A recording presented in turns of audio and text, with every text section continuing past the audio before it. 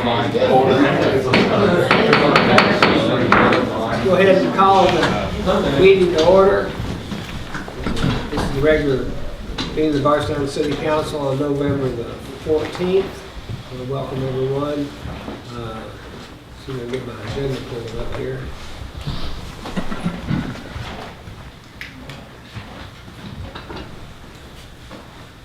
We will be going into executive session at the end of the regular meeting pursuant to KRS 61.8101C. It's discussion of proposed or pending litigation involving a public agency. So we'll be doing that at the end of this meeting. And next item on the agenda is recognition of groups. So I'd like to call on Councilman Roman Williams to introduce our special guest this evening. Okay, would the Young Democrats and Young Republicans stand at the session? All right. Thank you. All right, joining us tonight we have the Bardstown High School Young Democrats and Young Republicans. These exceptional students are actively learning more about governmental systems at all levels with the desire to take part in the progress in their community. This is the first year at Bardstown High School for both organizations, and Presidents Evan Newsom, would you stand up, Evan? Thank you. Of the Republicans, and Selena Spencer of the Democrats. Thank you. Along with their chapters, are working hard to create a legacy of Bardstown High School students with a passion for politics and participation in government. Their advisors, Mark St. Peter of the Republicans, and Hart Hagen, I don't think Hart is here, of the Democrats, have committed to guiding these students along the various forms of government so they can learn opinions and share their ideas by learning more about government and politics. The Young Democrats and Young Republicans are here tonight to observe and learn more about our local government. At this time, Evan Newsom will say something on behalf of both groups. So Evan, you have the floor, sir. Thank you very much, and thank you all for allowing us to join you here tonight. The students in attendance greatly appreciate the important work being done by our Bardstown City Council, and we are thankful for the opportunity to learn from a group of such exceptional leaders. Our students have exhibited a remarkable passion for improving their community, much like yourselves, and may very well sit in one of your seats one day down the line. We are very excited to observe this meeting, and we are sure that we will learn very much from your examples and commitment to our community. Thank you very much.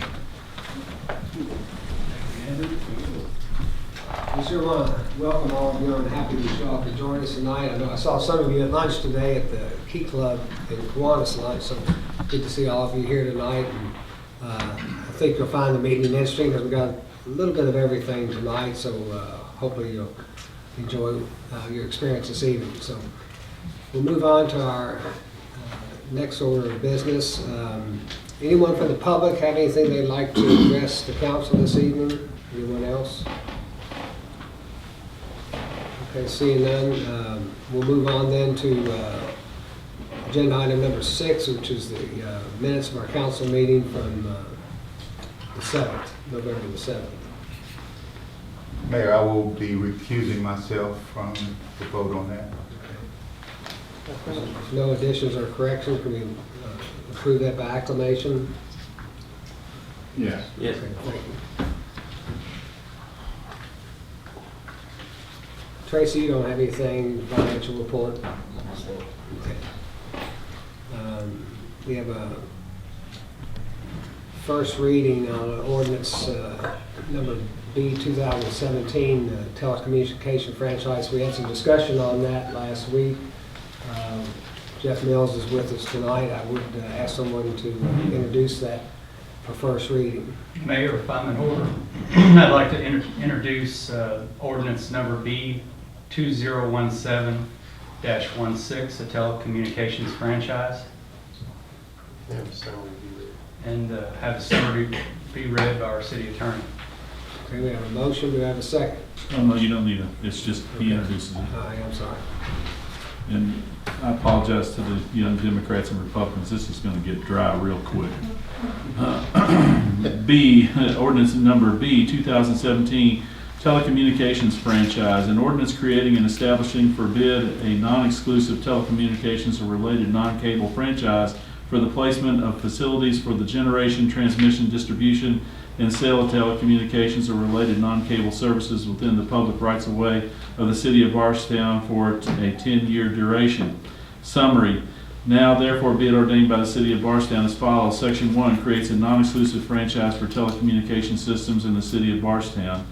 Section 2 sets forth that Bardstown's existing ordinance are incorporated herein. Section 3 sets forth definitions. Following definitions relating to franchise fees are set in full. Franchise fee means for the purposes of this ordinance any fee that may be imposed by the government or grantee as compensation for grantees as compensation for the grantee's use of public rights-of-way and roads. Use of this definition in this ordinance is without prejudice to any rights grantee or government may have under federal and Kentucky law as they may be amended. Gross revenue means after adjustment for net write-offs and of uncollectible accounts and for local, state, and federal governmental entities that claim exemption from franchise fees levied by the government on telecommunication services they purchase. Any and all revenues derived by grantee within the city of Bardstown from grantee's telecommunications system, including but not limited to revenues from the sale of and use of telecommunications services originating or terminating in the city of Bardstown, revenues charged to or attributable to a circuit location in the city of Bardstown regardless of where the circuit is billed or paid, revenues from the use, rental, or lease of the grantee's operating facilities within the city of Bardstown, revenues from the provision of any and all products, services, or charges, including installation, maintenance, and service charges, and revenues from any leases or indefeasible right of use interest, IRU, of any portion of the grantee's telecommunications within the city of Bardstown, IRU, or indefeasible right of use means any form of acquired capital interest in grantee's telecommunications in which the holder possesses a right to use the telecommunication system but not the right to control, maintain, construct, or revise the telecommunication system. Gross revenue shall not include revenues received from the provision of telecommunication services which are exempt from taxation under local, state, or federal law. A minimum annual franchise fee means $15,000 in the first year of the grantee's franchise and shall increase by $1,000 annually. Section 4 sets forth information to be included in application for franchises. It states applications shall be accompanied by a non-refundable application fee of $5,000 payable to the government, City of Bardstown. Sections 5 through 13 set forth the following: rights and privileges granted to the grantee, standards for telecommunication systems, requirements regarding moving permits and tree trimming, requirements regarding project performance bonds, indemnification provisions, insurance requirements, requirements regarding non-discrimination and affirmative action, requirements for transfer of control in general rate cases, and that the franchise shall be for an initial 10-year period. Section 14 states, if after Section A, if after the grantee is provided the opportunity to appear and present evidence before the mayor or his or her designee, the mayor finds that the grantee has violated any of the following provisions of this ordinance, the following penalties shall be recoverable. The decision of the mayor or his or her designee shall be final, the final administrative decision, and shall be in writing and provide the basis for the decision. The decision may be appealed to a court of competent jurisdiction. Subsection 1, for failure to complete or remove any construction project no later than an ending term of any franchise awarded pursuant to this ordinance or any extension thereof, the grantee shall forfeit $500 per day or part thereof. That the violation continues in lieu of a penalty, the grantee may post a performance bond, letter of credit, or other surety acceptable to the government in the amount sufficient to complete such construction projects. This section shall not apply to any projects for which performance bonds or other surety is already pledged. Subsection 2, for failure to provide data and reports requested by the government as required by this ordinance, the grantee shall forfeit $500 per day or part thereof, that the violation continues. Subsection 3, for failure to pay a permit fee or franchise fee when due, Pursuant to local law, the grantee shall forfeit $500 per day or part thereof that the violation continues. If the grantee fails to comply, this is subsection B. If the grantee fails to comply within 30 days of any council resolution directing compliance with any other provisions of this ordinance, the grantee shall forfeit $500 per day or part thereof that the violation continues. The decision of the council may be appealed to a court of competent jurisdiction. Subsection C, the grantee shall not be excused from complying with any of the terms, conditions of this ordinance by any failure of the government upon any one or more occasions to insist upon the grantee's performance or to seek the grantee's compliance with any one or more of such terms or conditions. Payment of penalty shall not excuse non-performance under this ordinance. The right of the government to seek and collect penalties as set forth in this section is in addition to its right to terminate and cancel as set forth in section 16 of this ordinance. Section 15 through 20 set forth the following: requirements regarding maintenance of the telecommunications system, Bardstown's right to terminate and cancel the franchise, requirements in the event of foreclosure or judicial sale, Bardstown's rights after the appointment of a receiver or trustee, requirements to advertise for bids and the bidding process. Section 21 reads in full as follows. Subsection A, during any period of time during which the government opts to forego collecting a franchise fee in lieu of participating in the multi-channel video programming and service tax scheme under KRS 136-600 at SEEK, grantee shall not be required to pay franchise fees. If at any time the government opts to exercise its constitutional right to collect franchise fees, the grantee's first franchise fee payable under this chapter shall be payable to the government 60 days after the government gives notice to the grantee that the government has opted to exercise its constitutional right to collect franchise fees. Subsection B, the telecommunications excise tax distribution from the state is not a payment in lieu of any tax, fee, or other assessment except as specifically provided in this ordinance or as required by applicable law. By way of example and not limitation, permit fees and business license taxes are not waived and remain applicable as provided by law to the extent that they are not franchise fees. Additionally, the government may at any time impose fees or taxes consistent with state or federal law, including but not limited to property taxes and occupational license fees.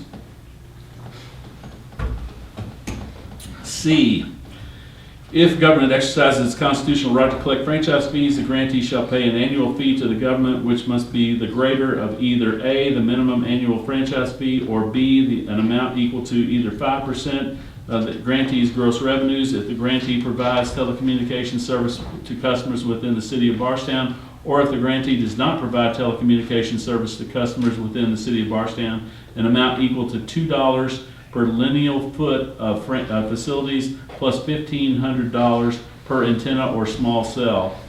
D, the grantee's first minimum annual franchise fee payable under this ordinance shall be paid to the government 45 days after the law is changed to allow the collection of franchise fees or telecommunication services. Such payment will be prorated for the remainder of the remaining calendar year, rounded to the nearest month, through December 31st. Thereafter, the grantee shall pay each minimum annual franchise fee on or before April 15th. The grantee's minimum annual franchise fee payment will apply to the current calendar year, January 1st through December 31st. Any minimum annual franchise fee paid to the government will be credited towards grantee's franchise fee for that calendar year. In order to avoid penalization, the government will notify the grantee in writing at such time as it believes that it is allowed to assess franchise fees due to a change in the law. If the government fails to notify the grantee, and the grantee shall be relieved of its obligation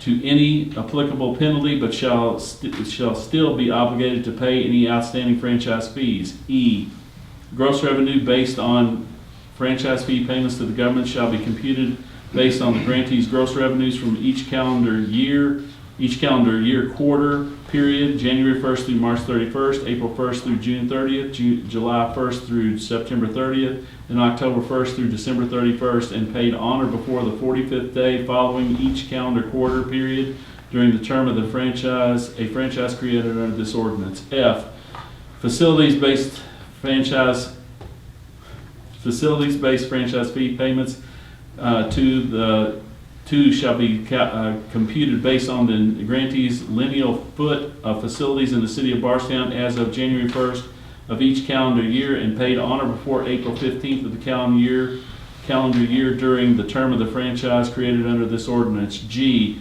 payment not received by the government by the due date shall be assessed interest equal to 1% per month. Interest shall be compounded daily. Interest shall be due on the entire late payment from the date on which the payment was due until the date on which the government receives the payment. H, prior to making each payment the grantee shall file with the government a written report containing an accurate statement in summarized form as well as in detail of its calculation of the amount of the payment, verified by an officer or other authorized representative of grantee, setting forth its gross revenues according to their accounting subdivisions and any deductions claimed for the period upon which the payment is computed. Such report shall be in a form satisfactory to the government. I, if any franchise fee is owed to the government upon reasonable notice, the government shall have the right to inspect the grantee's income records, the right to audit and to recompute any amounts determined to be payable under this agreement, provided, however, that such audit shall take place within 12 months following the close of each of the grantee's fiscal years. If, as a result of such audit or review, the government determines that the grantee has underpaid its fees to the government in any 12-month period, 10% or by 10% or more, then, in addition to making full payment of the relevant obligation, the grantee shall reimburse the government for all expenses incurred as a result of an audit and review, and such payment shall be paid within 30 days following written notice to the grantee by the government, which notice shall include a copy of the audit report and copies of all invoices for which the government seeks reimbursement. J, if any franchise fee is owed to the government, in the event any franchise fee payment or recomputed amount is not made to the government on or before the applicable dates herein specified, interest shall be charged from the date at the annual rate of 2% over prime interest rate. K, the government reserves the right to require the grantee to collect any consumer or other tax or other fee that may be imposed by the government, the Commonwealth of Kentucky, or the federal government on telecommunications services.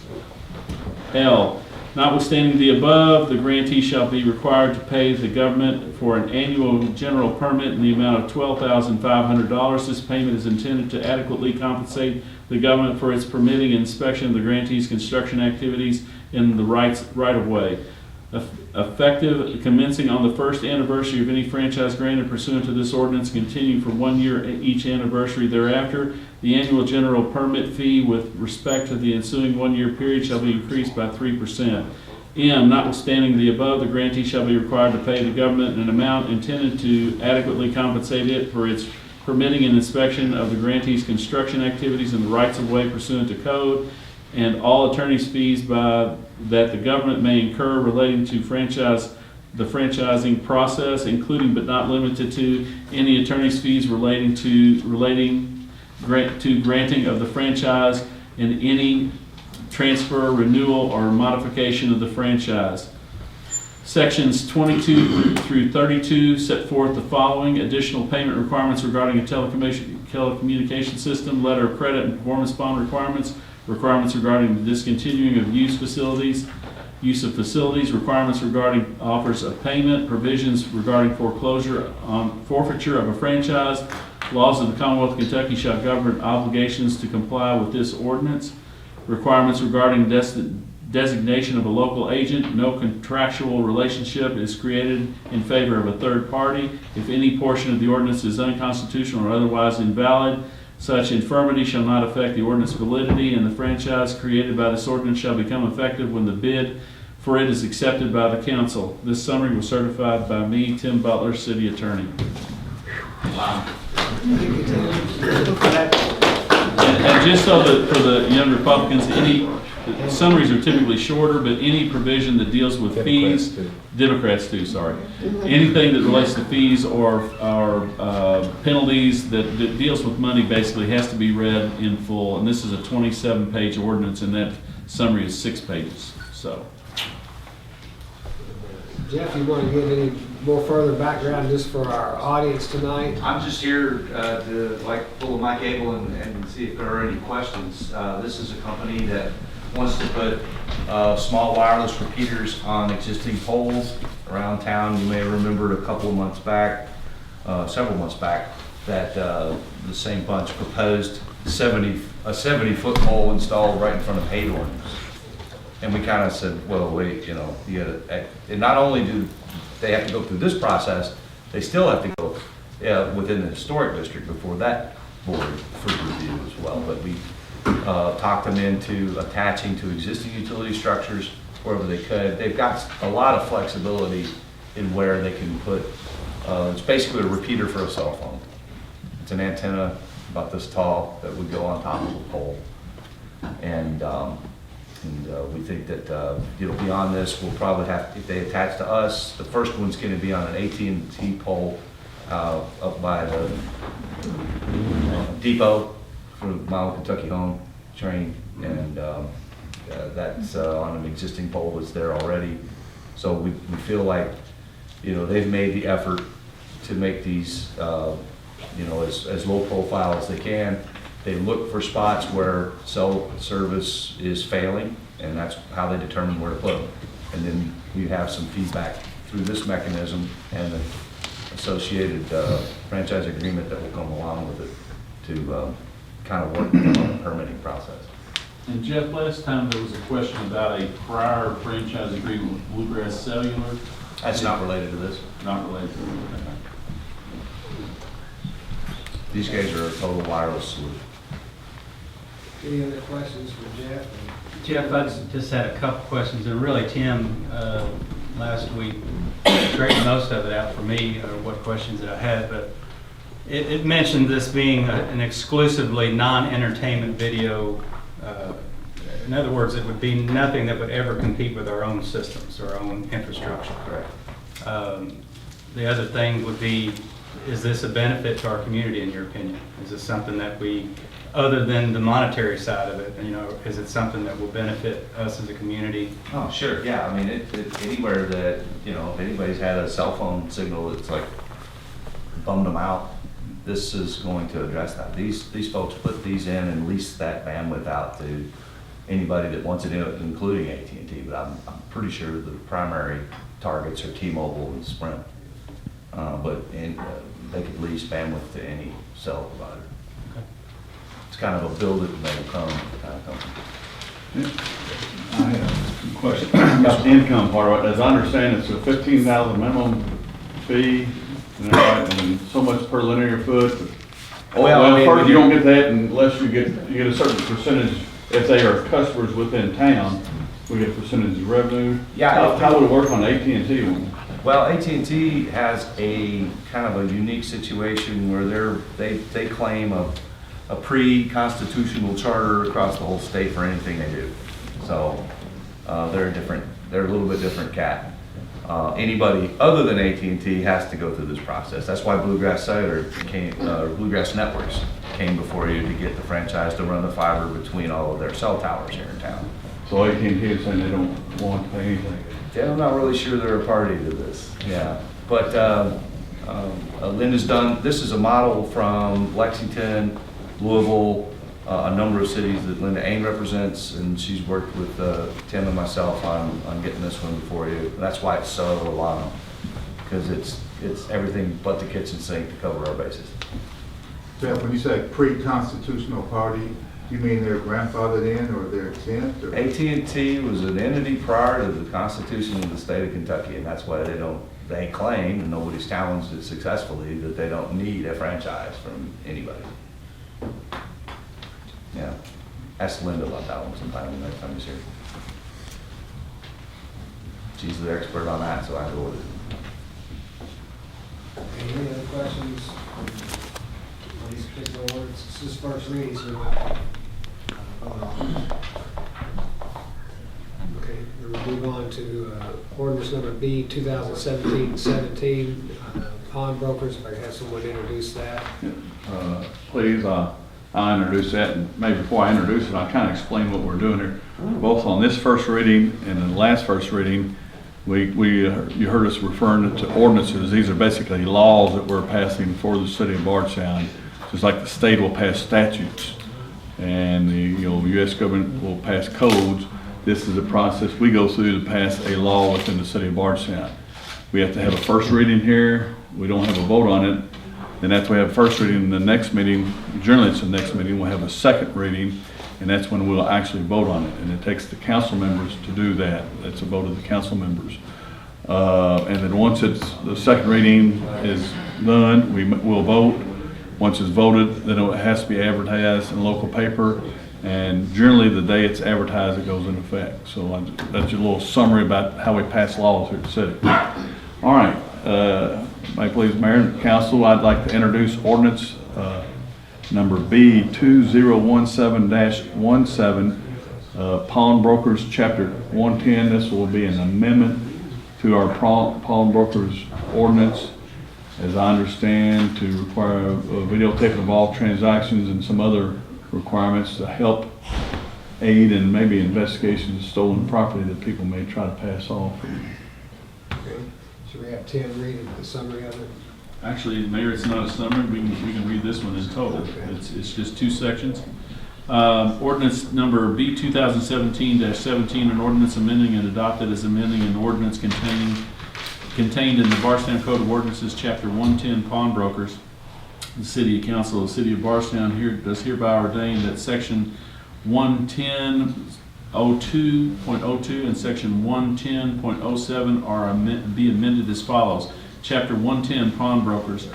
Subsection 110.02, license required. No person's firm or corporation shall engage in the business of pawnbroker in the city without first having obtained a license permitting them to engage in such business, which license shall be granted only by the City Council at a regular meeting of the council. Add, licenses are valid for a 5-year period and are renewable. All activities covered by this license shall occur on the property, business location specified on the license, and during normal business hours specified on the license. As a condition for said license, all pawnbroker establishments shall install, use, and maintain a video surveillance system reasonably installed so as to record all transactions, including persons involved in those transactions. All video records shall be retained for 30 days after the date of the transaction.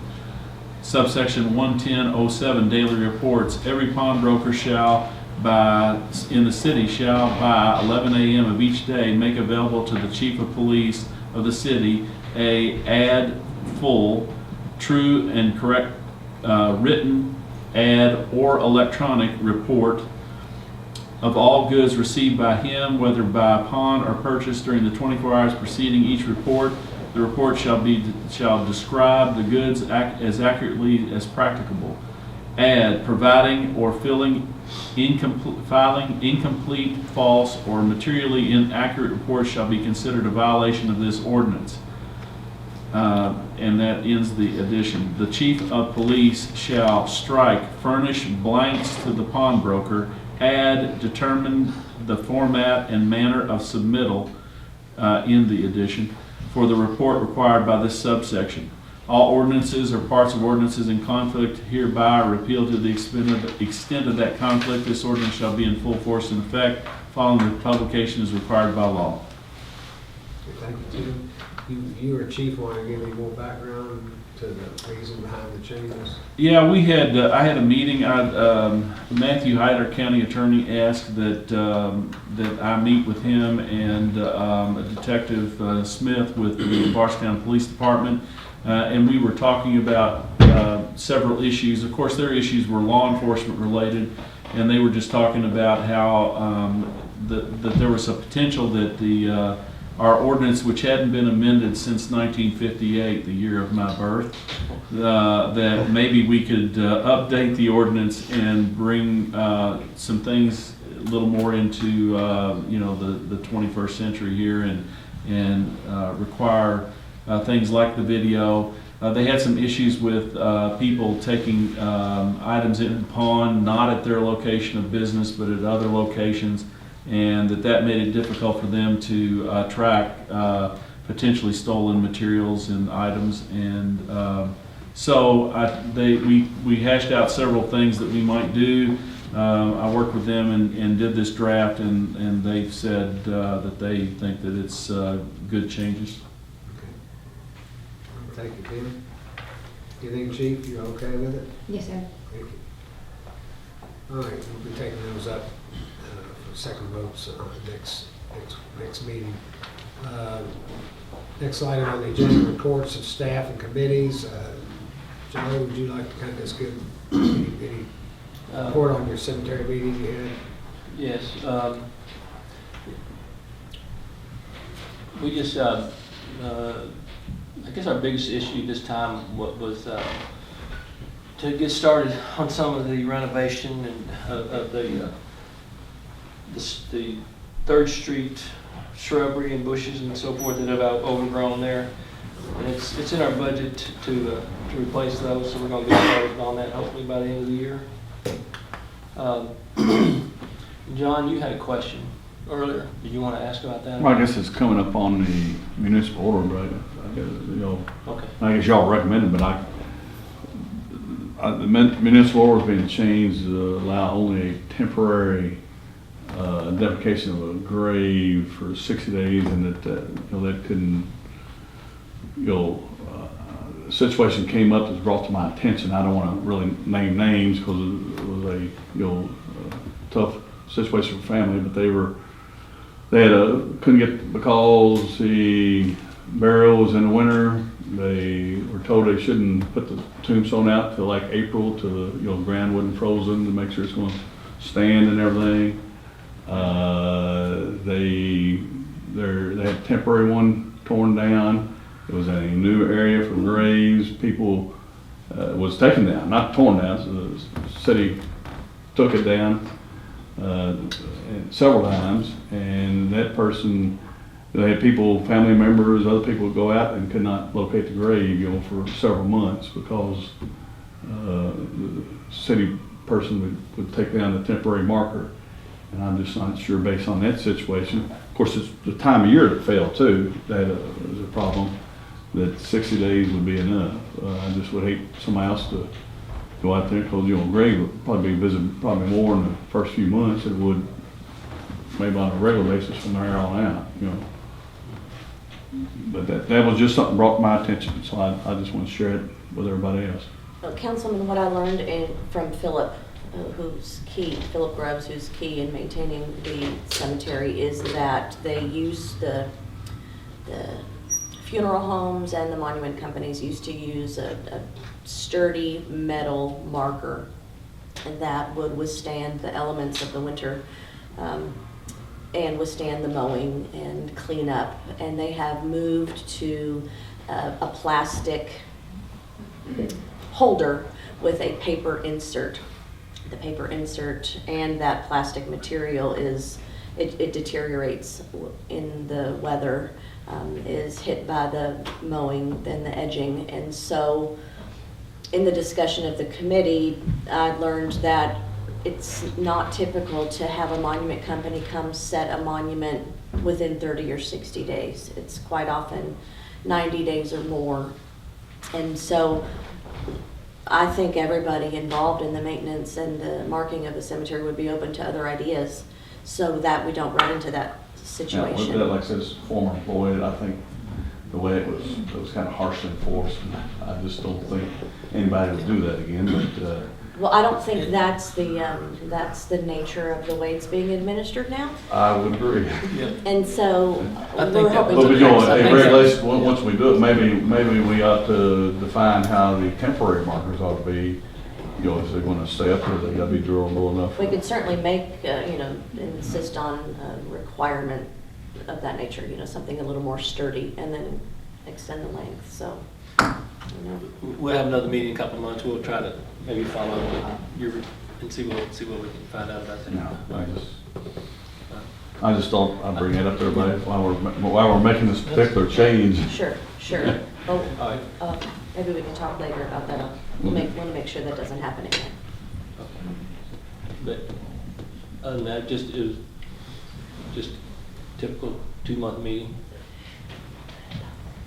I think that landscaping project is going to be extremely noticeable to the public. So we're hoping to do some PR, a little bit of notice to the media to help announce to the public the improvement we're making to the face of the cemetery, because it's going to look pretty bare when we pull all of that shrubbery out. But now is the time to do it between Philip and the public works staff, and we're doing it all in-house with current staff. So I'm hoping that the people will appreciate that it will ultimately be an improvement. It's going to be a little bare in the interim. And guys, she's our cemetery sexton, which she's kind of in charge of the cemetery. Just so you know. Recently. Recently. Recent. Yes. So we're all kind of new at the cemetery. We've had some turnover of personnel, and we're all kind of learning the cemetery business as we go. So might be a few mistakes along the way, hopefully not. In addition to being city clerk and other things, the cemetery just happens to be part of her job. Right. Keeping track of these meetings and minutes is another aspect of it. And also, Joe, we added Travis Greenville to the committee. We suggested We that, but I don't know if the mayor made that decision. I haven't had that conversation with the mayor yet. Oh, pardon me. We need to replace Larry Hamilton, so we need a new Sounds appointee. like a good idea to me. It's staff engineer, let him. Okay. That's who we'd like to see, Mr. Mayor, if we get a chance for that. All right, thank you. Anything else on the cemetery committee meeting? Okay, we've got some reappointments on some of the boards that the city needs to appoint and need the council's ratification. The first one is a reappointment of Austin Weller to the Joint Board of Ethics, which is a 3-year term, which will, his current one expires December 27th, 2017. And Mr. Weller has agreed that he would like to serve another 3-year term, so can I have a motion to approve the reappointment of Mr. Weller to the Joint Board of Ethics. So moved. Motion by Second. Councilman Williams, and second by Councilman Kelly. Any discussion? All in favor, say aye. Aye. All opposed, motion carried. The second appointment, this will be kind of an interesting discussion, is Pat Whalen to the Human Rights Commission to fill the unexpired term of Jody Jenkins. The term will expire in March 1st of 2019. And you all know Mr. Whalen, he's here at most meetings. I think they're out of town at the moment, but we have that unexpired term to fill, and he's agreed to serve the unexpired term. So can I have a motion then to approve Pat Whalen to fill that unexpired term? So moved. A motion by Councilman Butler and a second by Councilman Shekels. Any discussion? All in favor say aye. Aye. All opposed? And the next one, Ms. Jenkins originally, who we just replaced her appointment with Mr. Whalen, she had thought her new job was going to prevent her from serving, and so she had tendered her resignation 3 or 4 months ago, and in the meantime, we found Mr. Whalen to take her place. And about a week later, she contacted us and said her job situation had changed, and she would like to be on the Joint Committee and Human Rights Commission. And as it happened, we had a resignation that came up about a week later. And so we now are going to reappoint Ms. Jenkins to fill the term of Dos Solis through April of 19, or excuse me, March of 2019. So she went off, now she'd like to come on, and just so happened we had an open spot. So we have a motion then to approve Jody Jenkins to fill the unexpired term through March of 2019. So moved. Motion second by Councilman Butler. Any discussion? All in favor, then signify by saying aye. Aye. All opposed? Okay, motion carried. The next item of business is a resolution in support of the federal historic tax credit. I know we had some discussion about that at last week's meeting, and from that discussion, the council authorized a formal resolution to be made, written on behalf of the city in support of this resolution. And so, would you like to read that for us, Tim? I'll do that, Mayor. Resolution BR 2017-10, a resolution to urge the President of the United States and the United States Congress to continue the federal historic tax credit program and otherwise provide respect thereto. Whereas the federal historic tax credit program, HTC, as we know it today, was put in place by Congress and the Reagan administration to attract capital to historic rehabilitation projects that help stimulate local economies. And whereas since the inception of the HTC, it has created over 2.4 million jobs, rehabilitated more than 42,000 buildings, and leveraged $131.8 billion in private investment. And whereas recognizing the importance of this successful federal economic development program, more than 35 states have enacted complementary state historic credit programs, historic tax credit programs to help revitalize the commercial downtowns of their cities and the Main Street communities. And whereas the federal HTC projects have a 99% success rate, leverage 4 private dollars for every dollar of federal support, and are catalytic, building community, building neighborhood confidence, and generating the follow-on projects for blocks around. And whereas over the life of this program, the HTC has generated $29.8 billion in federal tax revenues compared to $25.2 billion in credits allocated, more than paying for itself. And whereas the federal HTC program has made possible the rehabilitation of many historic buildings in our community, now therefore be it resolved by the City Council of the City of Bardstown, Kentucky, in due, regular, and legal session convened, that the Bardstown City Council supports the federal historic tax credit program and urges the President of the United States and the United States Congress to continue the federal historic tax credit program adopted on November 14th, 2017, and to be signed by J. Richard Heaton, Mayor. Okay, we have now the actual written resolution. I guess I would ask for a motion then to approve Resolution 2017-10. Mayor, I'd like to make that motion to approve Resolution R 2017-10. We have a motion, I have a second. Second. Second by Councilman Williams. Is there any discussion?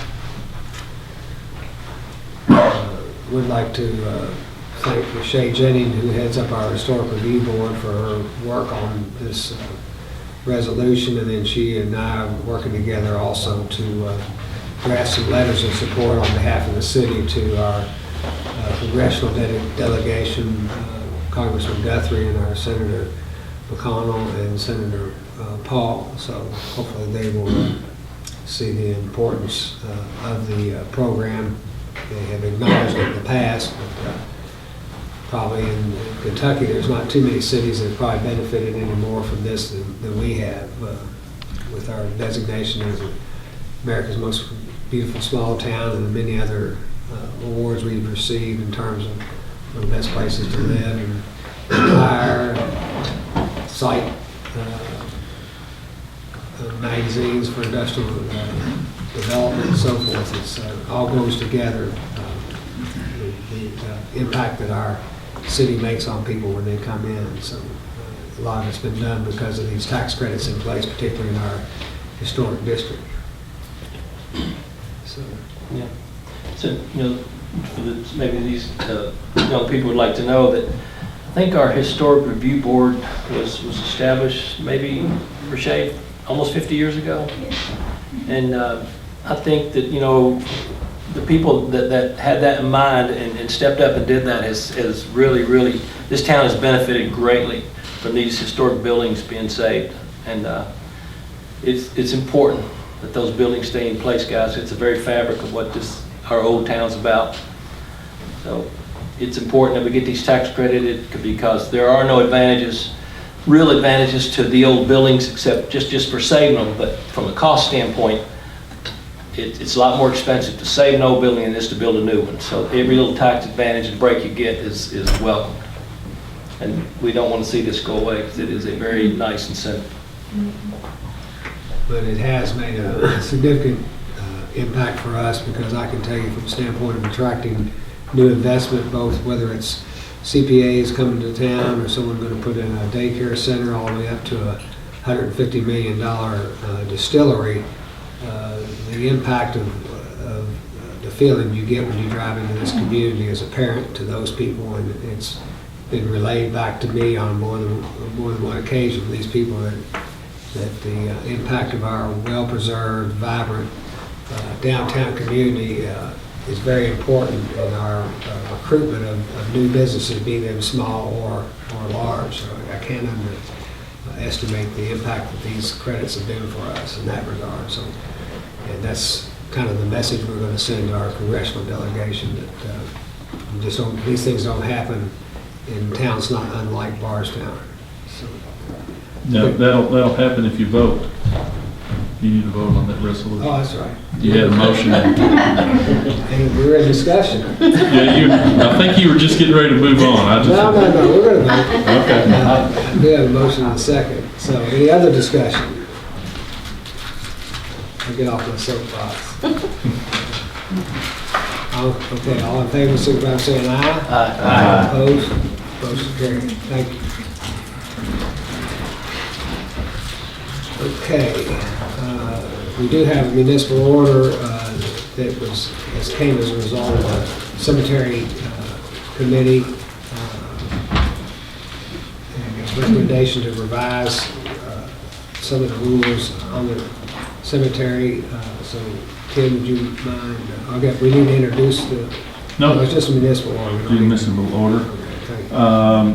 I guess I should have given you a summary, because there's only two. No, that's fine. That's what I'm going to do is I'm going to read their, it's Municipal Order M 2017-14. The Bardstown City Council of Bardstown, Kentucky hereby amends the following rules and regulations for the Bardstown Cemetery as recommended by the Bardstown Cemetery Committee.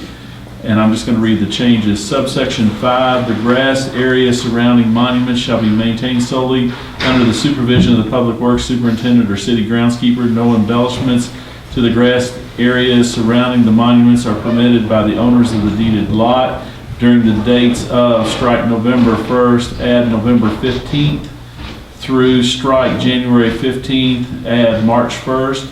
All fixed arrangements are allowed near or on the monument. Strike January 16th, add March 2nd through strike October 31st, add November 14th. No flower arrangements, toys, balloons, eternal flames, shepherd's hooks, or other loose articles shall be placed on the monument or in or on the ground that would cause debris or hinder safety, maintenance, or mowing.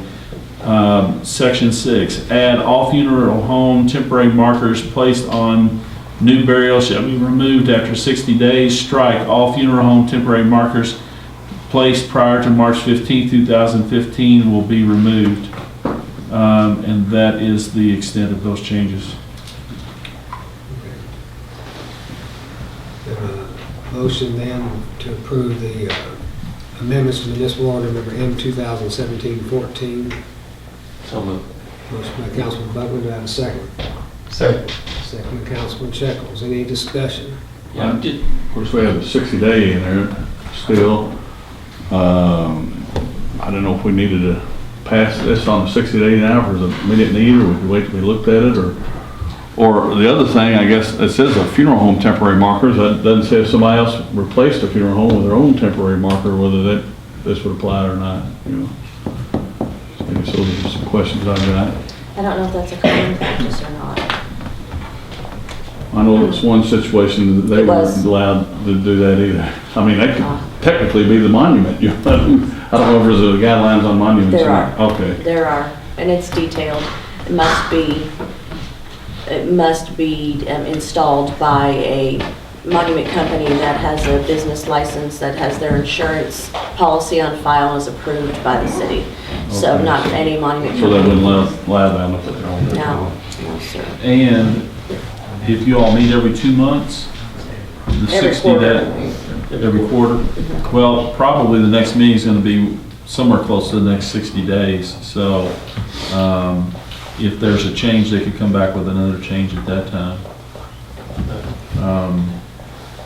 I'd like to add that the change to number 5, changing of the dates is designed to extend the period of time that family members and loved ones can place honorable items on the markers and them not be removed. And that was designed for a number of reasons, but quite honestly, Philip Grubbs, the groundskeeper's not out at the cemetery in late January, early February, doing much cleanup. We're not mowing, so we don't start mowing until mid-March. So if we were to clean things up early March, it would allow people to get through Thanksgiving, Christmas, the New Year, and Valentine's Day, and have those months to honor their loved ones.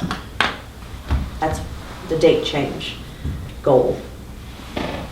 And mowing season's gotten longer, so that's some push these dates in and out to accommodate the mowing season too. John, is your concern then just the families would put their own ID? Well, I guess they can't, since it won't meet the monument guidelines. I guess I'll make a motion that we amend the motion to make it 120 days instead of 60 days. Because as I understand, even a standard monument, it's difficult to get that in within 2 months. And if you have anything additional, and you'll, like a picture scanned in on it or anything like that, you're talking longer, and plus a winter installation would be problematic. And that could be temporary until you at least look at it and come back, I don't see a problem with it.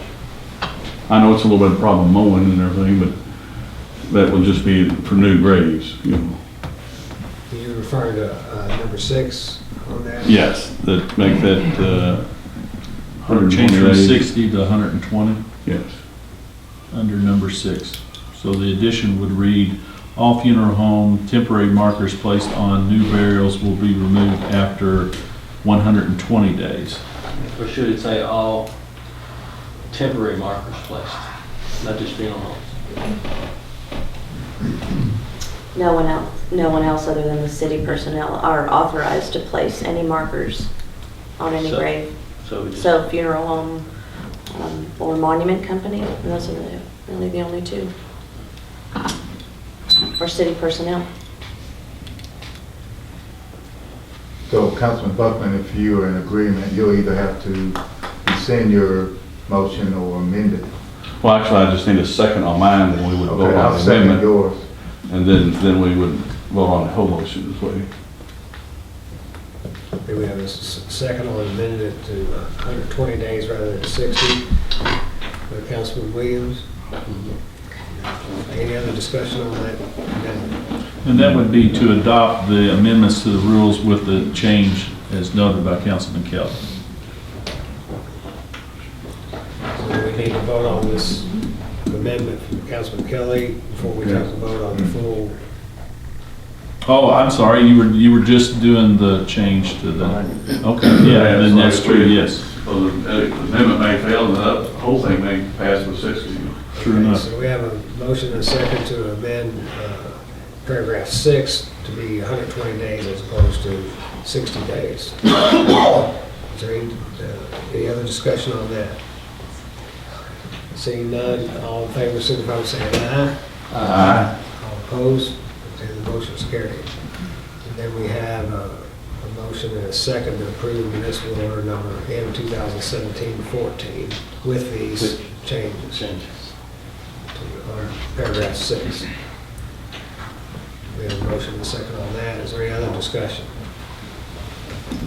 Seeing none, all in favor, signify by saying aye. Aye. All opposed? Okay, motion carried. Thank you. All right, we're getting there. Next item, we have Light Up Bardstown, which is scheduled for November the 25th. I guess that's the day after Thanksgiving, is that correct? And we have a road closure request, and then Lisa Anna Berg is here with us from Bardstown Main Street. There is a slight change this year, I think, with the closure. Would you like to address the council? Sure. In the years past, we've kind of worked closely with the city and temporarily shut the street down for usually an hour, hour and a half. But with the crowd that we had last year, we had some safety concerns, especially with the Christmas corner taking place in front of Bardstown for the arts, the gallery, and then of course the actual tree ceremony taking place on Court Square.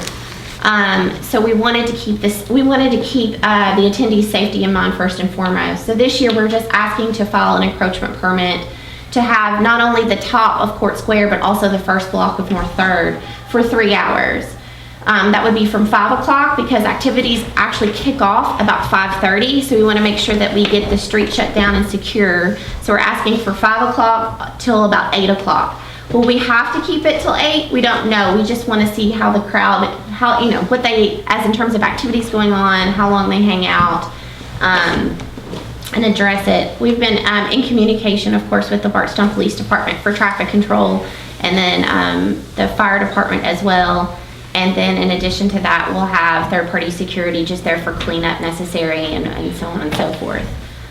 It's just safety. We have lots of families that attend this event, and that's just our first priority. We just don't want people crossing the street and having to, having oncoming traffic coming in during the event.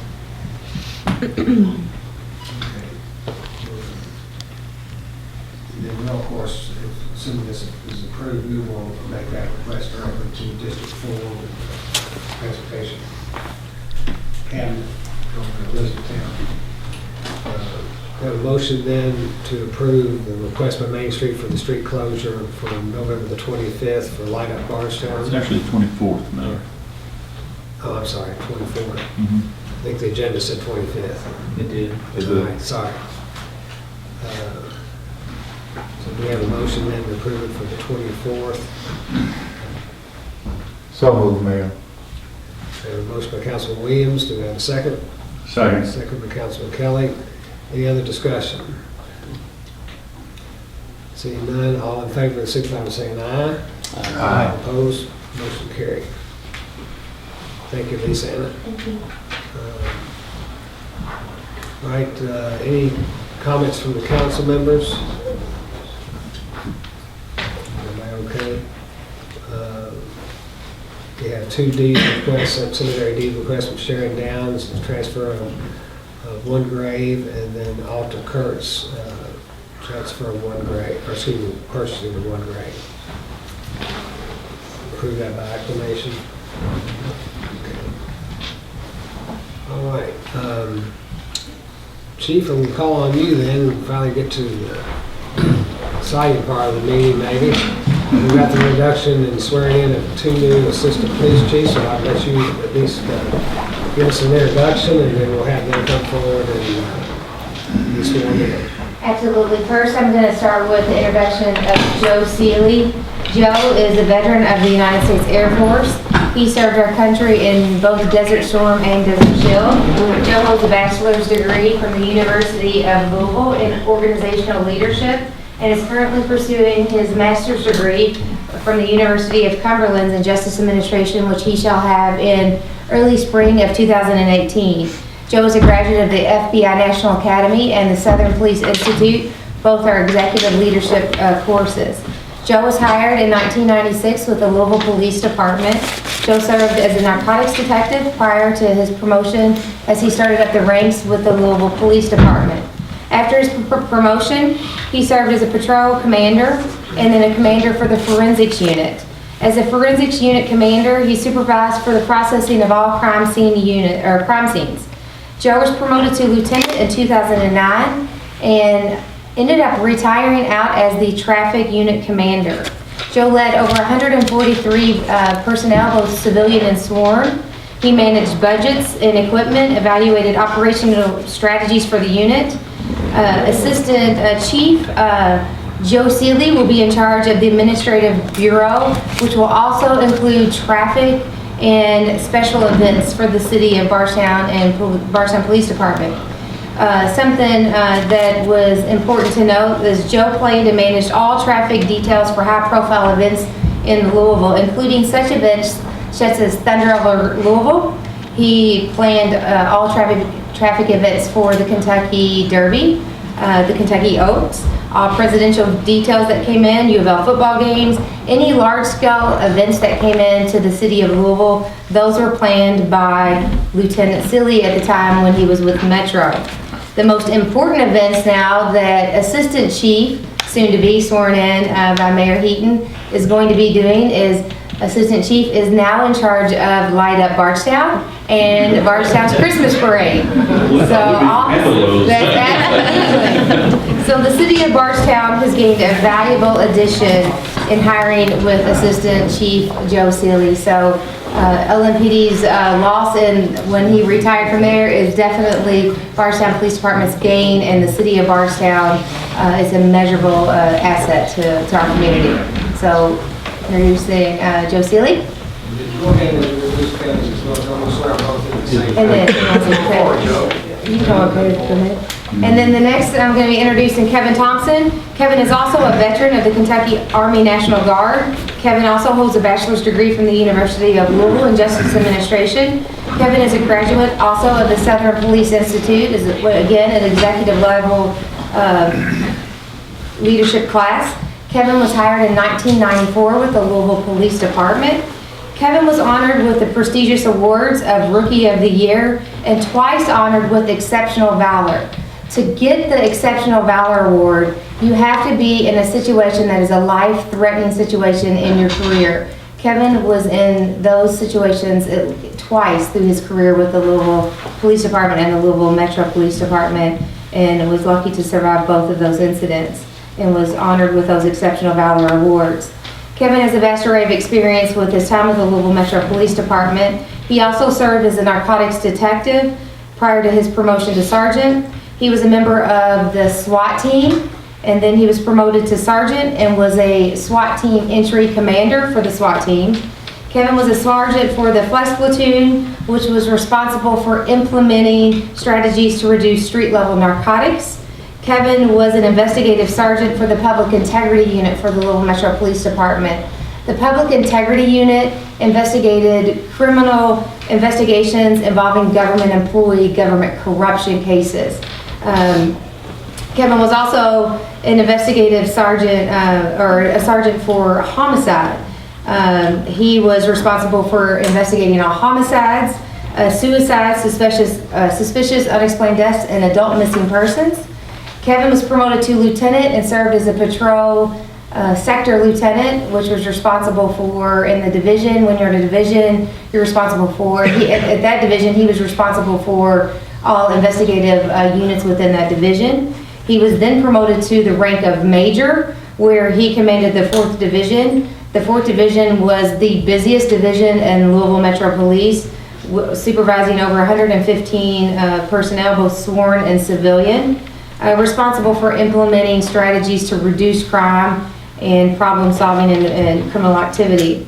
He also commanded the 9th Mobile Division, which was a division that only dealt with violent offenders, homicides, assaults, and robberies, all dealing with firearms. His last assignment was held, he was the commander of the narcotics unit. So both of these two individuals that are coming from the Louisville Metro Police Department to the city of Bardstown brings 44 years of experience with them to Bardstown Police Department. Their leadership, their training, their experience, and their service is immeasurable to us as an agency and to our city. And that is going to help to mentor and to help train the officers that we have to bring us to the next level. So I'm so excited to have them join us here in Bardstown and in our cities.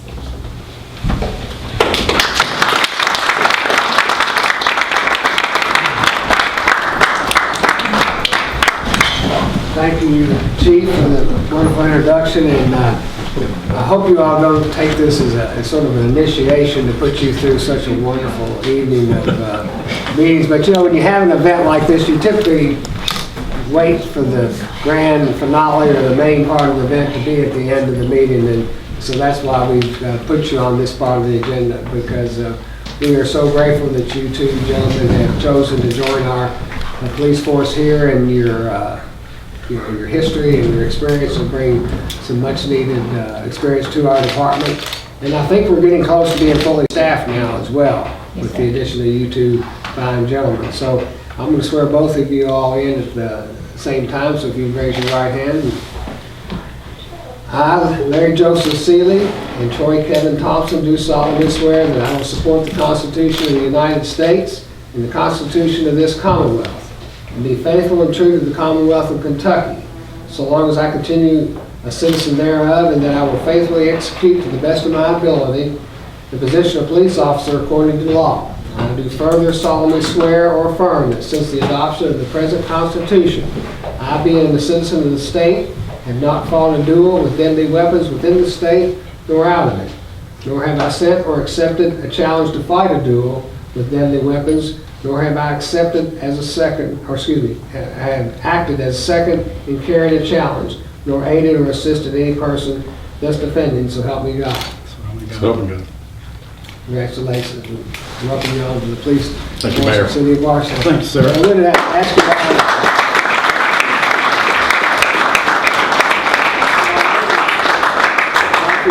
a few words about maybe why you've chosen to come out here and help us, or what was your motivation, and anything you'd like to say to your the citizens you're going to be now representing.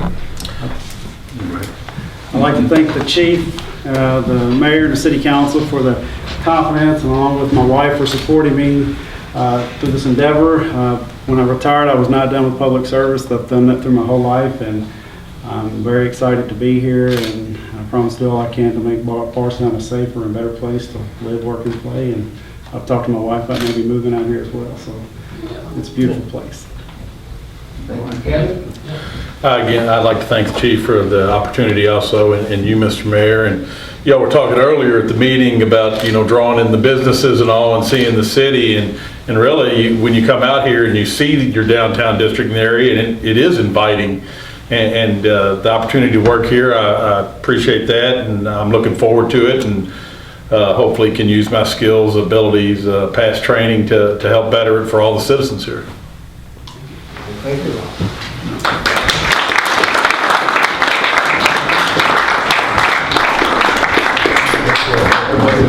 Air Force student? I won't meet you.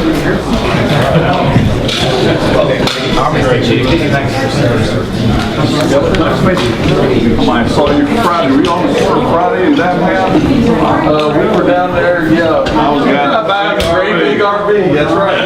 He pointed out to us that you was there. Meeting's not over. Welcome aboard. Thank you.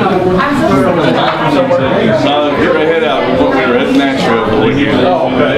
Hey, can I get everybody's attention? The meeting's still going on. Mayor's motion. I just want to adjourn. No, we gotta go into executive session. Tell me about it. I gotta hear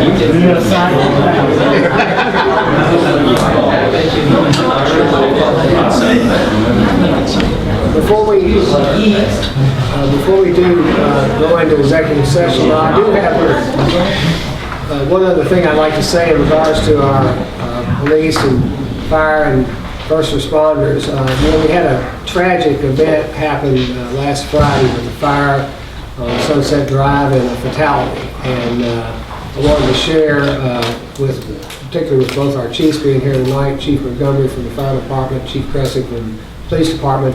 I was at the funeral home last night and had members of the family of the deceased came up to me and wanted me to make sure that I extended their appreciation for the professionalism that was shown by the firefighters and the police people and the first responders, on such a difficult situation. They were very appreciative of the compassion that you all showed them and the professionalism that you displayed during what was a very difficult time. Obviously, all fires are serious, but certainly when one involves a fatality, it's even more so, and not something that we have on a regular basis here in Bardstown. So I want to express my appreciation for the great work of both your all's departments, and thank you on behalf of Mr. Mudd's family. So appreciate that. Now we do need a motion then to go into executive session pursuant to KRS 61.8101C. It's discussion of proposed or pending litigation involving a public agency. So we have a motion. Mayor, I think we have to say which one it is, whether it's pending or proposed. I don't. Both. It is, okay, that's last vote. Okay, so excuse me. I don't know what it is. It's pending and And proposed. Or proposed. So moved. Okay. Motion by Councilman Williams, do I have a second? Second.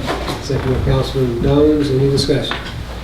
But maybe, can I explain to Sure. the audience what we're doing since y'all stayed so late? We're getting ready to kick you out. We're required by state statute to have all our meetings open to the public, except a few exceptions.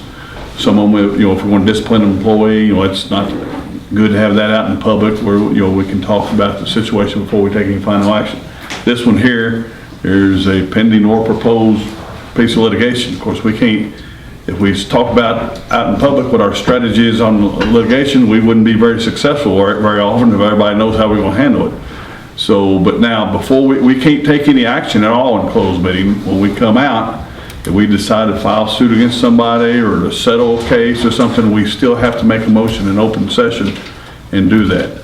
And also part of the open meeting laws, we can't even get on a conference call between us because we have to have we can only speak about public issues in a called meeting, either a special meeting that we have to follow statute to how we call it, or in a regularly scheduled meeting. So I just want to explain to y'all what we're doing. So, and And I have some information about that someone can take away. You can reproduce, explains the open meetings and open records laws. And I don't mean this is the last thing we're doing today, and when we come out, I suspect we're just going to probably adjourn. We probably may not take any action, so we may be in, I don't know how long we'll be in executive session, but y'all can wait around if you want, but I don't know that there's going to be that much benefit other than to see us make a motion to adjourn when we come out. So I think y'all can weigh the benefits and detriment of that yourself.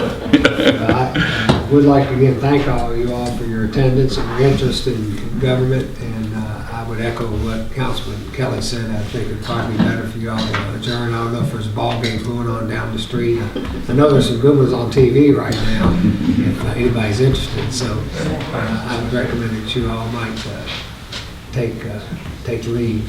Yeah, do your homework. What are you guys talking about? At least before, you can do that in the morning. We have a motion and a second. Any other discussion? All in favor, signify by saying aye. Aye. Opposed, motion carried. We will adjourn the executive session.